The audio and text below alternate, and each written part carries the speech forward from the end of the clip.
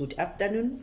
I can't thank the news reporters enough for their support over the last 4 weeks.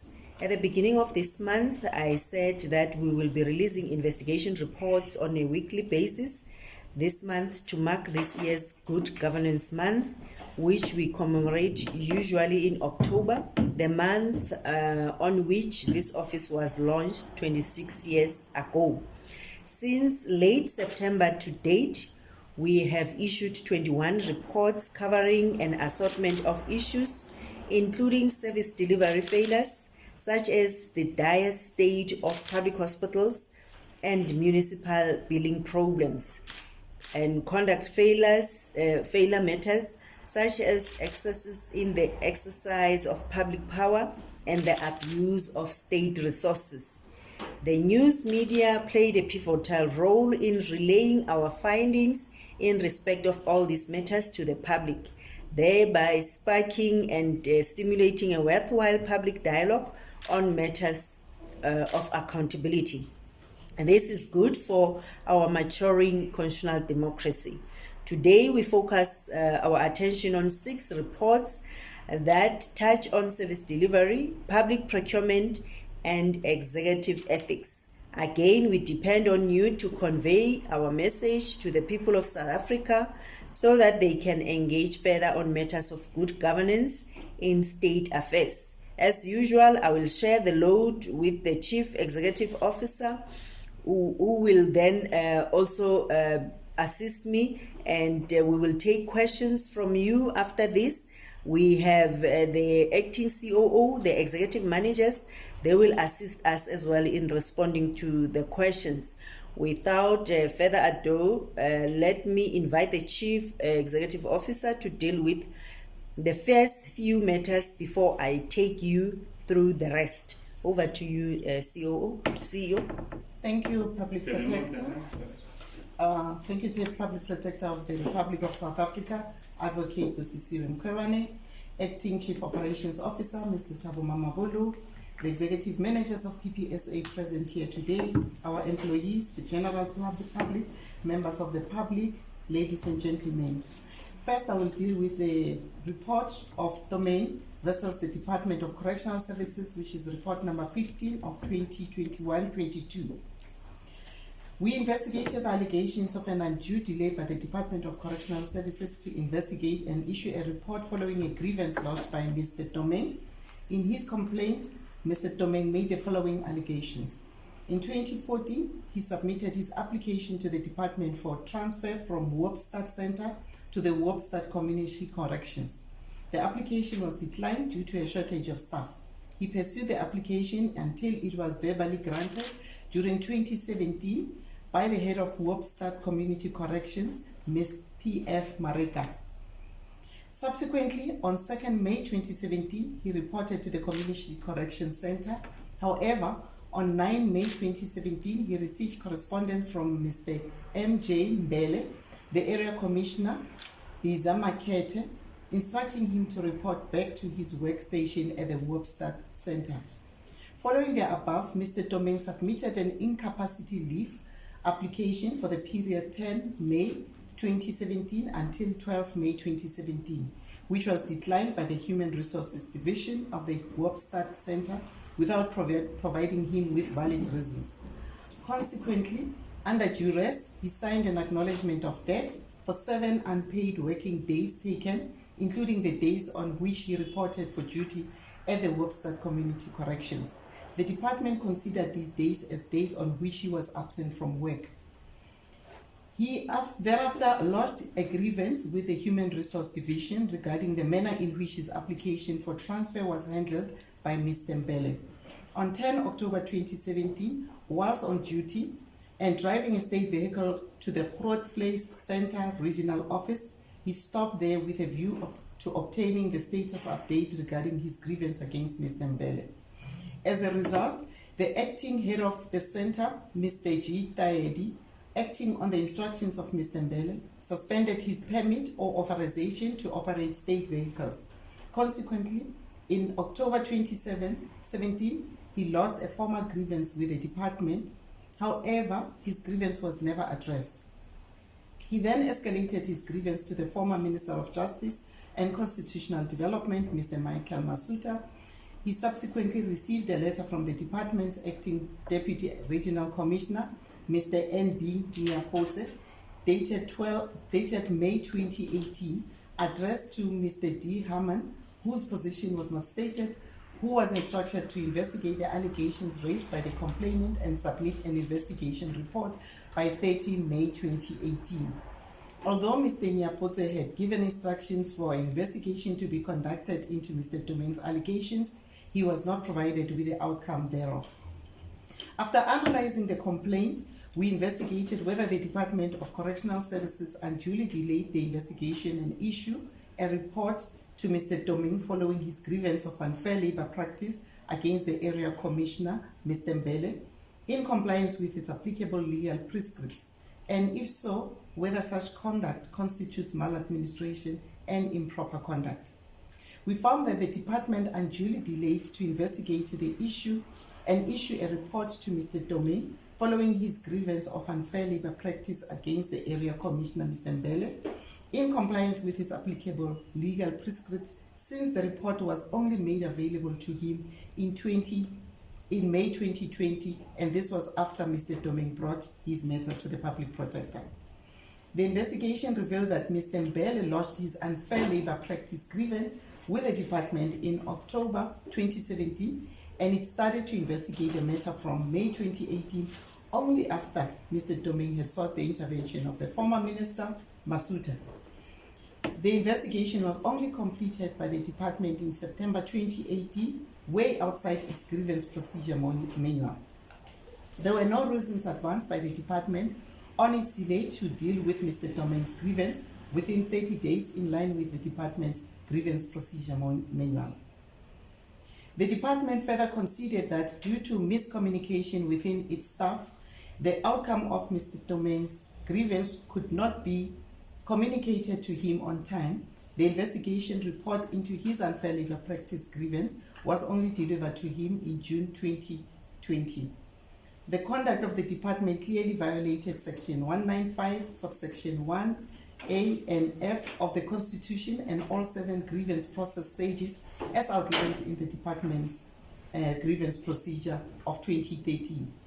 The conduct of the department also constitutes improper conduct as envisaged in Section 182, subsection 1 of the Constitution, and undue delay as envisaged in Section 6, subsection 4 and 1 and 2 of the Public Protector Act.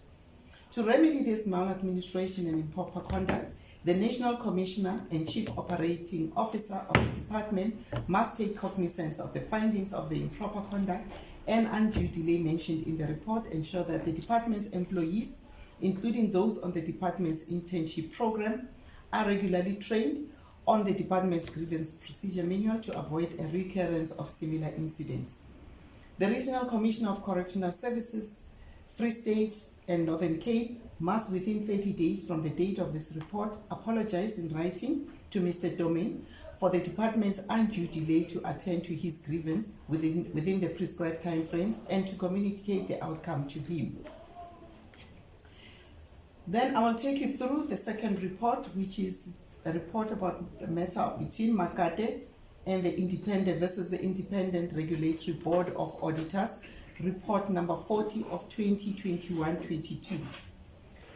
We investigated allegations of undue delay or improper conduct by the Independent Regulatory Board for Auditors, which I'll herefore call the name IRBA, to finalize an investigation into the complaint lodged by Mr. Kenneth Nkosana Makate. Mr. Makate is involved in a dispute with network operator Vodacom over the Please Call Me issue. The IRBA, on the other hand, is the statutory body controlling that part of the accountancy profession involved with the public accountancy in the country. Its strategic focus is to protect the financial interest of the public by ensuring that only suitably qualified individuals are admitted to auditing profession and that registered auditors deliver services of the highest quality and adhere to the highest ethical standards.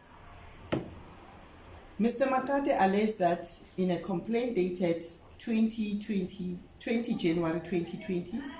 He lodged a complaint with the IRBA on 16 April 2018 in the form of a sworn statement as prescribed in terms of Rule 2.2 of the disciplinary rules of the IRBA, requesting the body to investigate the liability disclosure of Vodacom Limited with regard to the Please Call Me matter. In his complaint to the IRBA, Mr. Mkhwebane requested that the following issues be investigated by the IRBA. Possible misstatement in the audited financial statements of Vodacom per Section B of the attached affidavit relating to the extent of liabilities disclosed. B. Concealment of possible criminality to the detriment of shareholders, including government of the Republic of South Africa and other stakeholders such as investors, pension funds, per Section E of the attached affidavit. The treatment of an existing liability as contingent liability. There was no litigation against Vodacom after the Constitutional Court's order, and that all that was supposed to be determined was quantification of an amount owed to Mr. Mkhwebane. This matter is reflected in correspondence amongst the parties and is in line with the Constitutional Court order. The analysis that informed this disclosure and accounting treatment of Please Call Me as contingent liability must be investigated. D. Misleading statements contained in Vodacom's pre-listing statement as articulated in Section D of the attached affidavit. The auditors of Vodacom as per pre-listing statement were Deloitte. And lastly, any other matter that the board or the IRBA deems necessary to investigate at its own discretion. Mr. Mkhwebane further alleged that since lodging his complaint, the IRBA had failed to provide him with regular feedback on the matter, and further that the IRBA did not provide him with specific timeframes upon which his complaint would be finalized. Our investigation focused on whether there was undue delay by the IRBA to investigate and finalize the investigation into Mr. Mkhwebane's complaint, and if yes, whether such conduct constitutes maladministration. I must pause here to highlight the fact that during the course of the investigation, and in particular, in response to a notice issued in terms of Section 7(9) of the Public Protector Act, the IRBA took issue with our intention to make a finding of maladministration in relation to the undue delay in the finalization of their investigation and the gaps in their rules. This was an issue not specifically raised by the complainant. The IRBA saw our approach as an undue extension of the scope of our investigation and objected. It is important to draw the attention of IRBA and any other state organ that the matter to be unambiguous words of the Supreme Court of Appeal in the Mail and Guardian versus Public Protector case. In that case, the court held that as the public protector, we are not a passive adjudicator between the citizens and the state, relying only upon evidence placed before us by the parties. The court went to great lengths to make the point that ours is an investigatory mandate requiring proactive action in appropriate circumstances. It made it clear that although we can act upon complaints that are made, we may also take the initiative to commence an inquiry. Further, the constitutional principle of legality required the IRBA to exercise the power conferred upon them diligently and without delay. It was on this basis that we could not turn a blind eye when we stumbled upon evidence of maladministration during our investigation. Accordingly, having considered the evidence uncovered during the investigation against the relevant regulatory framework, we found that indeed there was undue delay on the part of IRBA to finalize their investigation into Mr. Mkhwebane's complaint. It is, however, acknowledged that the investigation, from the time the matter was allocated to a senior investigator for investigation, was conducted and finalized within a reasonable period. The plan was approved or confirmed by the board during April 2020, and the investigation was concluded on 14 January 2021. That is 9 months after the matter was lodged with RBA. However, the RBA failed to allocate the file to the investigator within a reasonable time. The file was only allocated after more than 22 months. That was close to 2 years after receipt of the actual complaint from Mr. Mkhwebane. Such a long delay is considered to be unreasonable and constitute maladministration. The RBA lacks adequate internal controls and service standards in which investigation timelines are prescribed, and it further failed to implement proper processes to ensure speedy resolution of complaints. The RBA failed to provide Mr. Mkhwebane with regular feedback on his complaint. He only got feedback upon inquiry about the progress of the investigation or when negative media, social media communications came up. The RBA system of allocating files annually to the investigators is another contributing factor causing undue delay in finalizing investigation files. The conduct of the RBA is in violation of the Constitution and thus constitutes improper conduct as invested in Section 182, subsection 1 of the Constitution, and maladministration as envisaged in Section 6, subsection 4, 1 and 2 of the Public Protector Act. To remedy this maladministration and improper conduct, the Minister of Finance and the chairperson of the IRA board must take cognizance of the envisaged remedial action. The acting Chief Executive Officer of RBA, Mr. Nagy, must develop a standard operating procedure manual and service standard to enhance IRBA rules when conducting investigations, with prescribed timelines within which the investigations should be conducted to ensure continuous communication with complainants and to ensure speedy resolution and turnaround times of complaints. This must happen within 90 days from the date of this report. The acting CEO must also ensure that all the investigation staff are trained on the newly developed standard operating procedure manual.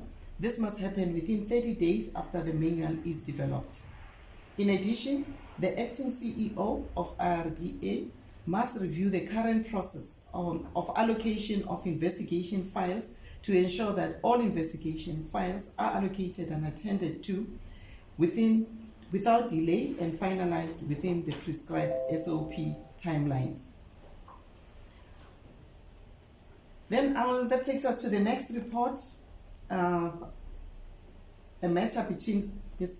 Campbell and Knysna Local Municipality, Report 60 of 2021-22. We investigated allegations of improper conduct and maladministration by Knysna Local Municipality in the Western Cape Province in relation to the procurement of services from Knysna Tourism. Knysna Tourism is a voluntary organization previously known as Knysna Publicity Association and thereafter as the Knysna Tourism Bureau, incorporated during 2000 under Section 21 of the Companies Act number 61 of 1973. During 2015, the organization was again incorporated under Section 21 of the Companies Act number 71 of 2008 as Knysna and Partners NPC with registration number 2000/015490/08. This investigation was based on a complaint lodged in July 2017 by Ms. Susan Campbell, a resident of Knysna. A closer look at the complaint showed that it was the same matter that Mr. Mike Hampton reported as a petition to the National Council of Provinces in April 2015. Hampton is a resident of Knysna and a self-proclaimed activist. On 11 September 2018, the National Council of Provinces referred Mr. Hampton's complaint to us for investigation. Mr. Campbell supported Mr. Hampton in his petition to the National Council of Provinces. In the main, it was alleged that the municipality entered into an agreement with Knysna Tourism from 2002 to 2017 to market the Greater Knysna area as a premier destination aimed at achieving tourism growth and to provide a world-class visitor center. According to the agreement, the municipality would annually provide funding to Knysna Tourism to conduct tourism services on his behalf. Funding allegedly came from grant-in-aid funds to be allocated or awarded to an organization or body outside of any sphere of government, which is not a commercial or a business organization, for specific purposes. Payments made to Knysna Tourism by the municipality were not in accordance with municipality's grant-in-aid policy, which provides that all applications for the grant-in-aid funds were to be assessed by the municipal committee responsible for the consideration of grant-in-aid applications. Even though the municipality obtained a legal opinion which indicated that the service level agreement would be unlawful if it was further extended, it is alleged that the municipal council still resolved on 29 May 2017 to renew the service level agreement with Knysna Tourism for an additional 12 months. Lastly, it is alleged that in essence the complaints contended that the procurement of services by the municipality from Knysna Tourism was not in accordance with Section 217 of the Constitution and the municipality's supply chain management policy, and was therefore improper and amounts to maladministration. Based on the analysis of these allegations, we decided to investigate whether the procurement of tourism services by the municipality from Knysna Tourism was in accordance with the relevant laws and prescripts regulating the procurement of goods and services by the municipality, and if not, whether the conduct of the municipality was improper and constitute maladministration. We found that indeed the municipality's procurement of tourism services from Knysna Tourism was not in accordance with the relevant laws and prescripts regulating its procurement of goods and services. The conduct of the municipality in procuring services from Knysna Tourism from the year 2000 was at variance with the provisions of Section 217 of the Constitution, Section 112, subsection 1A of the Local Government Municipal Finance Management Act of 2003, Supply Chain Management Regulations, and paragraph 11, 12, and 36, subsection 1A of the Municipal Supply Chain Management Policy. In terms of these prescripts, the municipality was required to follow a fair, equitable, transparent, competitive, cost-effective tender process and only deviate from it, amongst others, in emergency. The municipality paid more than 58 million rands to Knysna Tourism for services rendered. The conduct of the municipality was thus improper, constituted maladministration, and resulted in irregular expenditure as contemplated by Section 1 of the Municipal Finance Management Act. This constitutes improper conduct as envisaged in Section 182, subsection 1 of the Constitution, and maladministration in terms of Section 6, subsection 4A1 of the Public Protector Act. The remedial action we are taking is contemplated in Section 182, subsection 1C of the Constitution is that the Speaker of the Council must take appropriate steps to ensure that the Council refers the irregular expenditure incurred by the municipality in respect of procuring services from Knysna Tourism to the relevant council meeting. The committee must investigate and determine, in terms of Section 32, subsection 2 of the MFMA, whether the irregular expenditure is recoverable or not, and if so, take action accordingly within 30 days from the date of this report. The Speaker must also take appropriate steps to ensure that the criminal charges are laid in terms of Section 173 of the Municipal Finance Management Act in respect of the irregular expenditure incurred within 30 days from the date of this report. In addition, the acting municipal manager must, in terms of Section 32, subsection 4 of the MFMA, report the irregular expenditure by the municipality to the Executive Mayor, the Western Cape Provincial Treasury, the Western Cape MEC for Local Government, and the Auditor General South Africa within 30 days from the date of this report. This must be done in writing. The acting municipal manager must also, in terms of Section 171, subsection 4 of the MFMA, take appropriate steps to investigate whether any of the municipal officials that were involved in the irregular procurement of the services of Knysna Tourism should be held accountable for financial misconduct, and if so, take the appropriate steps to ensure that disciplinary action is instituted against them. This must take place within 30 days from the date of this report. Further, the acting municipal manager must ensure that all municipal staff involved in supply chain management processes for the procurement of goods and services attend an appropriate training course on the provisions of Section 217 of the Constitution, the MFMA, the regulations, the supply chain management policy, and the grant-in-aid policy. This must be done within 60 days from the date of this report. Lastly, the acting municipal manager must submit a report to the municipal council on the action taken on all the above steps within 60 days from the date of this report. I now hand over back to the Public Protector. Thank you, CEO, for assisting in reading the reports. DPP is on leave, so we need to share these responsibilities. So the next matter is Hoffman versus the South African Social Security Agency, report number 38 of 2021-2022. We investigated allegations of undue delay and maladministration by the South African Social Security Agency in the procurement of services for the distribution of food parcels in the Social Relief of Distress program in 6 provinces. The investigation was prompted by a complaint lodged on the 21st of July 2020 by Advocate Paul Hoffman of the Institute for Accountability in Southern Africa. In his complaint, Advocate Hoffman made the following allegations. SASSA advertised a tender for the appointment of new service providers for the distribution of food parcels for the Eastern Cape, Gauteng, KwaZulu-Natal, Limpopo, Mpumalanga, and Western Cape provinces from 14 June 2019 to 5 July 2019, but that the tender was subsequently cancelled by SASSA as a result of technical problems. SASSA failed to finalize the tender process towards the end of 2019, and the tender was only re-advertised on 17 January 2020. This obligated SASSA to request the previously appointed service providers to temporarily extend their services in the said provinces for a period of 3 months.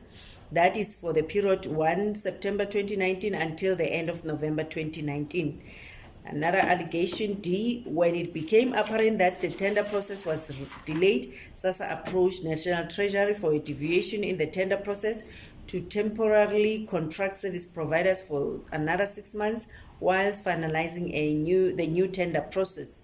The appointment of these service providers were approved by National Treasury, but were only concluded by SASSA in April 2020 and only for a 3-month period. SASSA thus distributed no food parcels in the 6 provinces from November 2019 to March 2020. F, the appointed service providers were stuck with huge stockpiles of food in warehouses due to the uncertainty about the extension of their contracts. G, SASSA therefore failed to deliver services and the relief of social distress program as a large number of households were left without food parcels during a critical time. H, in essence, Advocate Hoffman alleged that the failure or undue delay by SASSA in delivering food parcels to the poor and destitute in the 6 provinces from November 2019 to March 2020 was improper, constitute maladministration, and cause prejudice. Having analyzed the complaint, we decided to investigate whether there was undue delay by SASSA in awarding new contracts to service providers for the distribution of food parcels in the Eastern Cape, Gauteng, KwaZulu-Natal, Limpopo, Mpumalanga, and Western Cape provinces, resulting in a failure to distribute food parcels in the 6 provinces during the period November 2019 to March 2020, and if yes, whether such conduct was improper, constitute maladministration, and cause prejudice. The investigation confirmed that there was indeed undue delay by SASSA in awarding new contracts to service provider for the distribution of food parcels in Gauteng, KwaZulu-Natal, Limpopo, Mpumalanga, resulting in a failure to distribute food parcels in the 4 provinces during the period 2019 to March 2020. So it's 4 provinces instead of 6 provinces according to our investigation. The allegation that SASSA's conduct was improper, constitute maladministration, and cause prejudice is also substantiated. There was a lack of proper planning to execute the bid evaluation and adjudication process in respect of bid number 8 of 19 GA, the closing date of which was 5 July 2019, which was aggravated by the lack of proper internal communication between supply chain management, the bid evaluation committee and the bid adjudication committee with regards to who was responsible to extend the validity period of the bid. The fairness in the bidding process was compromised by the fact that SASSA gave inadequate time for bidders to respond to the extension of the 90 days validity period of bids. The request to agree to an extension was only sent to the bidders hours before the bid would expire. This was not in line with the constitutional imperatives of fairness and competitiveness as contemplated by Section 217 of the Constitution, Regulation 16 capital A 3.2 of the Treasury Regulations, and Section 1A of the Policy and the Guide. The compromised bidding process eventually culminated in the delay of the distribution of food parcels in the 6 provinces for a period of 5 months, which prejudiced the recipients thereof. SASSA incurred financial loss in terms of accommodation for 2 months and subsistence and travel allowance for the 9 BEC members at the St. George's Hotel, as well as transport costs to transport the tender documents from SASSA head office to the St. George's Hotel. So SASSA's conduct accordingly constitute undue delay as advised Section 182(1) of the Constitution, and in terms of Section 64A Roman figure 2 of the Public Protector Act. To remedy this maladministration and improper conduct, the Chief Executive Officer of SASSA must take appropriate steps to ensure that all the SASSA officials involved in the SCM processes, including members of the BECs and BACs, are trained on the relevant provisions of Section 217 of the Constitution, the Public Finance Management Act, the Treasury Regulations, the policy, the relevant Treasury guidelines and instructions, and the role of each official in the SCM process within 90 days from the date of this report. The CEO of SASSA must also initiate disciplinary action in accordance with the recommendations made in the internal investigation report within 60 days from date of this report, and within 60 days from the date of this report disclose the wasteful expenditure incurred by SASSA to National Treasury. Lastly, the CEO must submit a report on the implementation of the remedial action taken to the Minister of Social Development and the Acting Director General of the Department of Social Development within 60 days from date of this report. The next report is an EMIA complaint, Heron versus the Premier of the Western Cape, report number 66 of 2021-2022. We investigated an alleged breach of the Executive Code by the Premier of the Western Cape, Mr. Alan Winde, following a complaint by Mr. Brett Heron, a member of the Western Cape Provincial Legislature. The complaint was lodged on the 2nd of July 2020. Mr. Heron made the following allegations.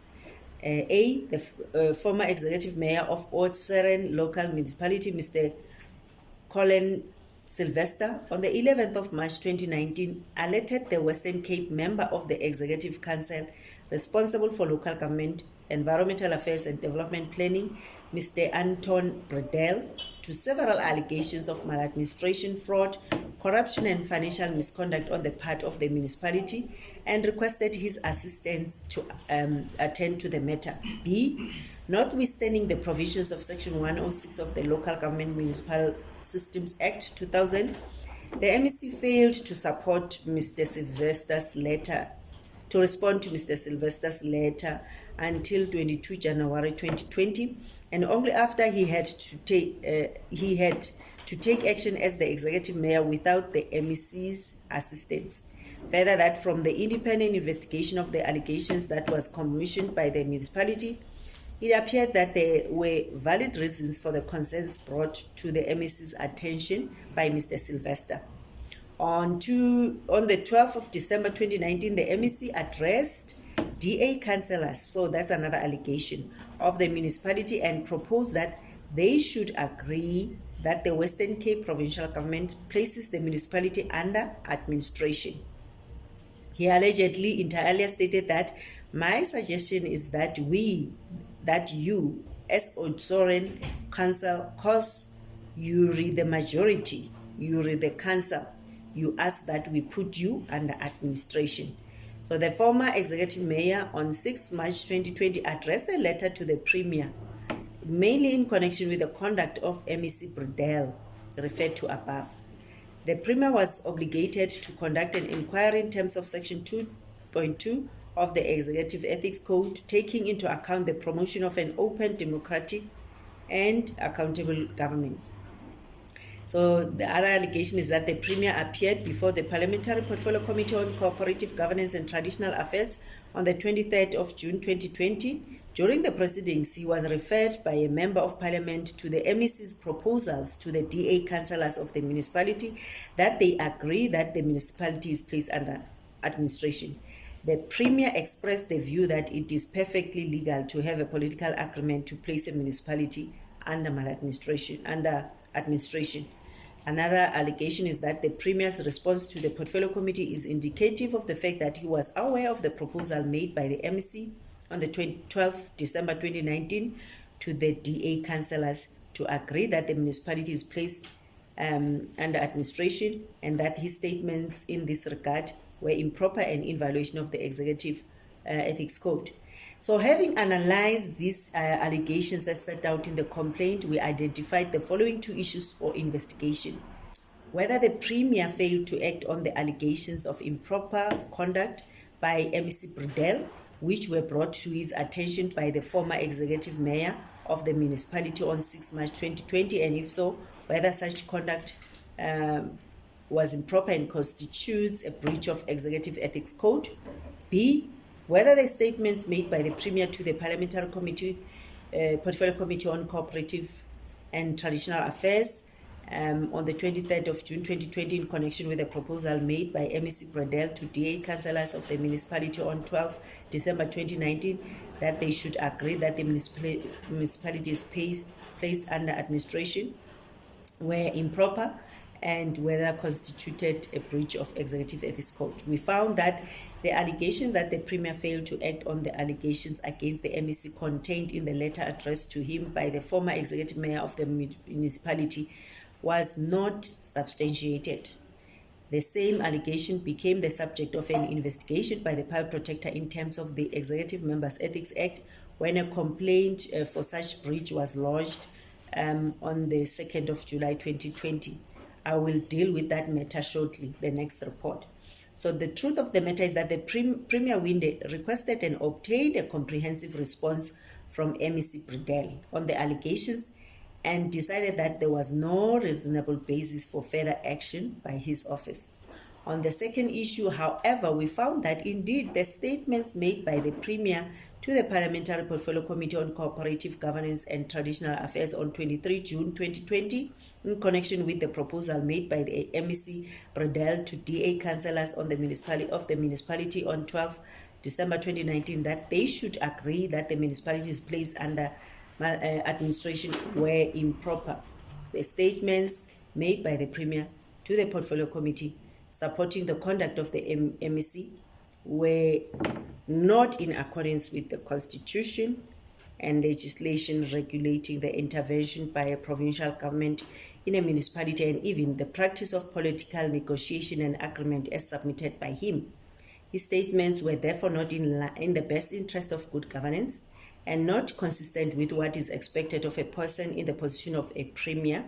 He therefore acted in breach of Section 136(2)(b) of the Constitution, paragraphs 2.1c and d, and 2.3c of the Executive Ethics Code. So Section 136(2)(b) of the Constitution provides that members of the Executive Council of a province may not act in a way that is inconsistent with their office or expose themselves to any situation involving a risk of a conflict between their official responsibilities and private interest. Paragraph 2.1c and d of the Executive Code states that members of the Executive must, to the satisfaction of the President or the Premier, as the case may be, act in good faith and in the best interest of good governance, and in all respects in a manner that is consistent with the integrity of their office or government, while paragraph 2.3c provides that members may not act in a way that is inconsistent with their position. It's similar to the section in the Constitution. So to remedy the breach, the Executive Code, the President must, in terms of Section 352B of the Executive Members Ethics Act, submit a copy of this report on any comments thereon to the National Council of Provinces within a reasonable time, but not later than 14 days after receiving this report. A second report, which we've investigated relating to Executive Members Ethics Act, it's Heron versus Burdell. So we investigated allegations of a breach of the code by a member of the Western Cape Executive Council responsible for local government, environmental affairs and development planning, Mr. Anton Burdell. This investigation too followed a complaint by Mr. Heron, who is a member of the provincial legislature, and was lodged on the 2nd of July 2020. So in his complaint, he made the following allegations. The same one I've read up there, that the executive mayor, the former executive mayor, Mr. Sylvester, alerted the MEC about several allegations of maladministration, fraud, corruption, financial misconduct on the part of the municipality, and requested his assistance to attend to this matter. B, notwithstanding the provisions of Section 106 of the Local Municipality Systems Act, the MEC failed to respond to the former executive mayor's letter until 22 January 2020, and only after he had to take action as the executive mayor without the MEC's assistance. Further, that from the independent investigation of the allegations that was commissioned by the municipality, it appeared that there were valid reasons for concerns brought to the MEC by the executive mayor.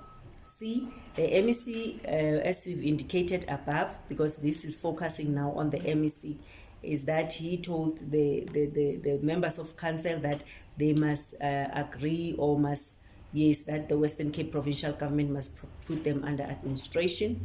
And then it is clear from the comments made at this meeting that the MEC's intention was to achieve political advantage for the DA instead of acting in accordance with the constitutional imperative of assisting the municipality as the MEC responsible for local government in the Western Cape province. So if the MEC's proposal to the DA council municipality that they should agree to be placed under administration was improper and constitute a direct conflict between his official responsibilities as the MEC responsible for local government and his private interest as the Western Cape provincial chairperson of the DA. The MEC's failure or actions referred to above were improper and constitute a breach of the executive code. So those are the two issues we've investigated, because after receiving the complaint, we'll have analyzed the complaint, come up with two issues, and we found that indeed MEC Burdell failed to take timeous action in connection with allegations of improper conduct against officials of the municipality when he was requested to do so by the former mayor on the 11th of March 2019. So the MEC only formally approached the Speaker of the municipality and responded to the former executive mayor on 22 January 2020, which is 10 months after the serious allegations of maladministration, fraud, corruption and other malpractices were brought to his attention. His first formal response to the serious allegations of misconduct and impropriety at the municipality 10 months after having received the letter on 11 March 2019 from a person in the position of the executive mayor does not indicate diligence and his promptness on his part to attend thereto and at least to obtain more information or the response from the municipality to the serious allegations. I know you have the statement in front of you, but it's not executive manager, it's executive mayor. So diligence and promptness were requested of him in terms of Section 106 of the Local Government Municipal Systems Act 2000, Section 136 of the Local Government and Municipal Finance Management Act, and Section 5 of the Western Cape Monitoring and Support of Municipalities Act of 2014. So the allegation that the conduct of the MEC was in breach of the Executive Ethics Code is therefore substantiated. It did not act in good faith and in the best interest of good governance at the municipality. His conduct was also inconsistent with his office as MEC responsible for local government. The MEC's conduct was improper and in violation of Section 136(2) B of the Constitution and the various paragraphs of the Executive Ethics Code. We also found that indeed MEC Bredel on the 12th of December 2019 proposed to the DA councillors of the municipality that they should agree that the Western Cape Provincial Administration places the municipality under administration. The MEC considered that he attended the DA caucus meeting with the DA councillors of the municipality. On his own version, the MEC suggested at the DA caucus meeting that the DA councillors should agree that the municipality is placed under administration. So the suggestion or contention by the MEC that he acted exclusively in furtherance of a matter that concerned his relationship with his political party, and that his action fell exclusively within the pursuance of private interests as envisaged in the Executive Ethics Code, and therefore within private sphere, is misdirected. This is also born from his position as a member of the Western Cape Provincial Legislature, and on account of having been appointed to public office created by the Constitution as a representative of a political party. Membership of a political party is thus a requirement to be elected and appointed to the public office in terms of the Electoral Act, and not a default capacity to which he can revert at will. So Section 106 of the Municipal Systems Act, read with Section 139 of the Constitution and Section 5 of the Western Cape Monitoring and Support of Municipalities Act 2014, stipulates that the steps that have to be taken for the provincial government to intervene in the affairs of the municipality and put it under administration. The role of the MEC responsible for local government in the relevant province is an objective one that focuses on the best interest of good governance and administration. This process has to precede any decision in respect of intervention. This matter, the MEC had concluded that the intervention by the Western Cape Provincial Government was necessary, even before he had considered the matter as contemplated by relevant provisions of the Constitution, the Municipal Systems Act, and the Western Cape Monitoring and Support of Municipalities Act, to the extent that he even proposed it at a DA caucus meeting where only councillors of the ruling party were present. The conduct of the MEC in this regard were not in accordance with the Constitution and the law. The allegation that the conduct of the MEC in this regard was in breach of the Executive Members Ethics Act is substantiated. So the remedy to this matter is that for the breach of the Executive Code of Ethics, the Premier of the Western Cape must, in terms of Section 3.6 of the Executive Members Ethics Act, within a reasonable time, but not later than 14 days after receiving this report, submit a copy thereof for any comments thereon, together with a report on any action taken or to be taken in regard thereto to the Western Cape Provincial Legislature. Once again, we look forward to the acceptance of our findings by all concerned and the swift implementation of remedial action to fix whatever problems we have drawn the attention of those of the respondents to, but also in other cases for redress, and with a view of taking the prejudiced complainants as close as possible to where they would have been had it not been for maladministration. As I always say, our approach to exerting accountability and helping grassroots communities to vindicate their rights is not antagonistic.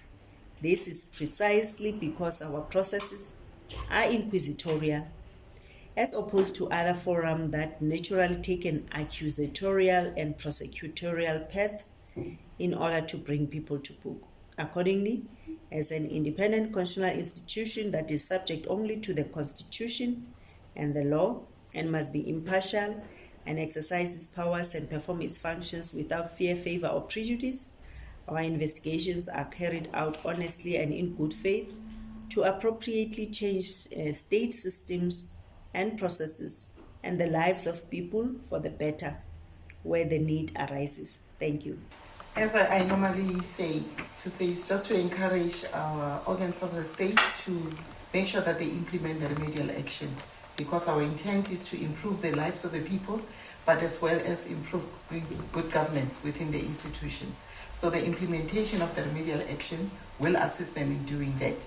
And if they need any support or any clarity on any of the remedial action, we open for the discussion to come and discuss. They can consult with us so that we can clarify and assist them to implement our remedial action. And it's also important as well, as they implement the remedial action, to also talk to the affected parties, because normally the complaints come from individuals. So it's also important for them to also talk to those individuals, just to give them an assurance that the remedial action will be implemented, and then to keep them abreast in terms of what is it that is being done to correct whatever went wrong within that institution. Thank you. Thank you, Program Director. We still are saying our investigations are inquisitorial. We are there to assist you as state organs to improve your systems and your processes. We check what happened, what should have happened, what prescripts which have been violated, and how we can make sure that you comply to the relevant prescripts, especially the various legislations which are governing your operations, the Constitution, which is the supreme law of the country, and whatever policies, whatever legislation you come up with, and when you implement, it should also be constitutionally compliant. Thank you so much.